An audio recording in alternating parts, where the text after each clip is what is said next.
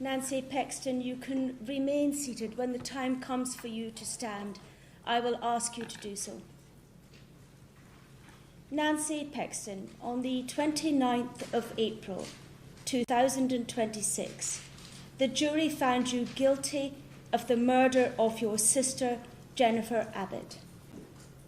She was 69 years old when she died. She lived alone, and due to her multiple health issues, she was frail and vulnerable. Jennifer Abbott was a much-loved mother, grandmother, aunt, and neighbour. Not only did you kill her in a brutal and vicious attack, but you have brought profound grief and misery to her family and friends. Her son, in his moving impact statement, described his mother as being kind and as being his hero and role model. The killing. On the day of the killing, the 10th of June 2025, you, Nancy Pexton, went to your sister's home and attacked her multiple times with a knife. You inflicted 10 knife wounds, 7 stab wounds, and 3 slash wounds. The expert pathologist, Dr. Fegan Earle, carried out the post-mortem. He found that there were 2 fatal knife wounds, each of which would have been sufficient of itself to cause death. One was a deep slit to your sister's throat that caused severe internal damage. The other was a deep stab wound to her neck.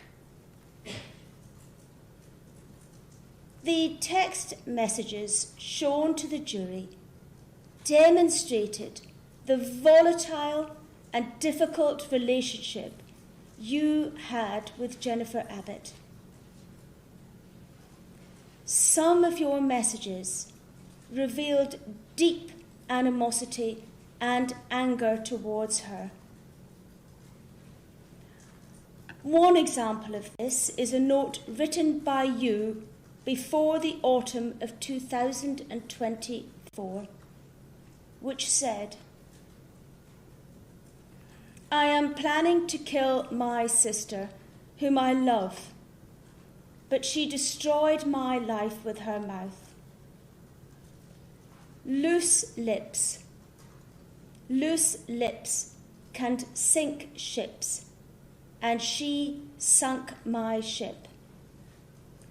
I have no friends anymore, 'cause of her, my evil sister, still trying to take what's left of my miserable life."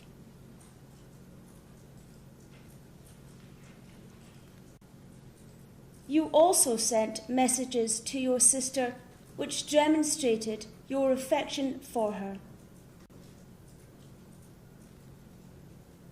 Having considered all the evidence, including the evidence at the trial from Brad Carston, Jennifer Abbott's son, I cannot be sure that your intention to kill your sister was premeditated.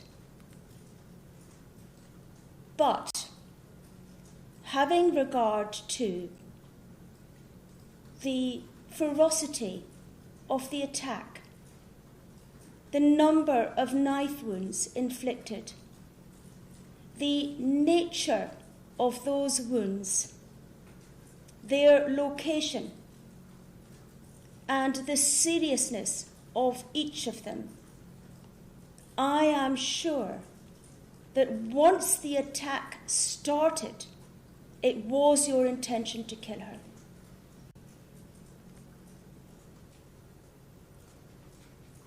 your actions and your conduct after the killing demonstrate not only an absence of remorse, but also a deliberate and callous attitude towards what you had done. Before leaving the flat, you positioned your sister's almost naked body on the sofa and covered it with a blanket. Before or after that, you cut off a long piece of gaffer tape from a roll, which you said in one of your witness statements to the police was in the flat. You placed the tape over your sister's mouth. This was a deliberate act of degradation. It was callous, demeaning, and cruel.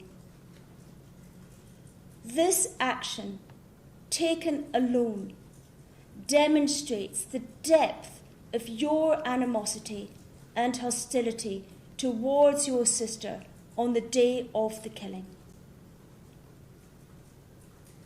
Also, before leaving the flat, you took your sister's most prized possession, the Rolex watch given to her by her only child, Brad, in gratitude for the sacrifices she had made for him. That Rolex watch remained with you in your bag until the police found it. The sentence. For the offence of murder, the law requires me to impose a sentence of life imprisonment. I must decide the minimum term which you will serve in custody before you can apply to the parole board for release. It is important that you and everyone concerned with this case understands what a minimum term means. It is not the date upon which you will be released. It is the minimum time which you will spend in custody before your case can be considered by the parole board. It will then be for the parole board to say whether and when you will be released. If they do not direct your release, you will remain in custody. If you are released, you will be subject to licence, and this will remain the case for the rest of your life. If for any reason your licence were to be revoked, you would be recalled to prison to continue to serve your life sentence in custody. In this case, because I cannot be sure that you took the knife to the scene, the law says the starting point is a minimum term of 15 years. I do not consider that this was a murder done for gain, but I am sure that you took the watch because it was valuable and because you were jealous of your sister's greater financial security. I cannot be sure that you killed your sister in order to steal her Rolex watch, rather than taking the watch as an afterthought. I must consider whether the starting point for sentence should be increased or reduced. So I have to consider all of the aggravating and mitigating factors. The aggravating factors are very significant. Your sister was 69 years old and was not in good health, which made her vulnerable. You killed your sister in her home, a place where she should have felt safe and was entitled to feel safe. You put masking tape over your sister's mouth, and this was an intentional act of degradation. Although I cannot be sure that you brought the knife to the scene, I can be sure that after the killing, you disposed of the knife. You did not just stab her once.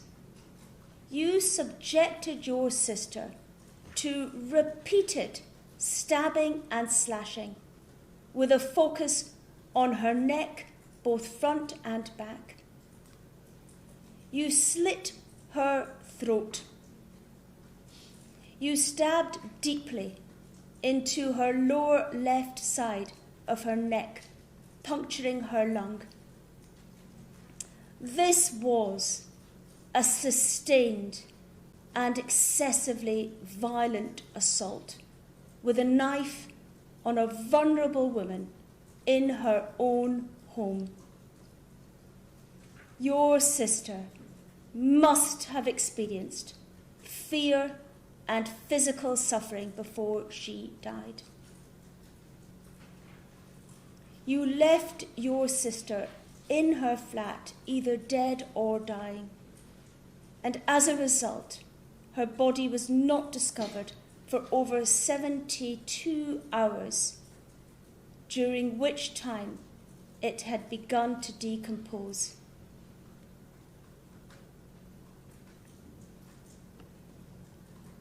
I am sure that you took steps to conceal your responsibility for what you had done. You attempted to clean up your sister's flat. You lied to the police. You suggested to the police that your sister must have been robbed if she was without the Rolex watch. You instructed your daughter to wash your clothes. Unbeknown to your daughter, they were the clothes that you were wearing when you killed your sister. They were not washed, and they were found to have your sister's blood on them. The mitigating factors are, according to the records, you were born on the 10th of April, 1956, so you are now 70 years old. It is entirely possible that you will never be released from prison. You have no previous convictions. I cannot be sure that your actions were premeditated. You have experienced misfortune in your life, and you were homeless at the time of the murder.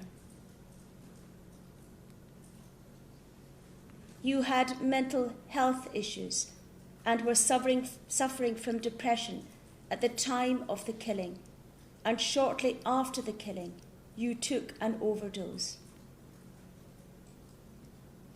Nancy Pexton, please stand.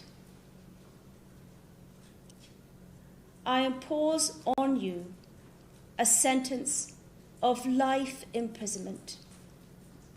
I fix the minimum term which you will serve in custody at 22 years, less the time which you have spent in custody on remand. I am told that you have spent 315 days in custody on remand, so the minimum term will be 21 years and 50 days. If the statutory surcharge applies, the order can be drawn up accordingly.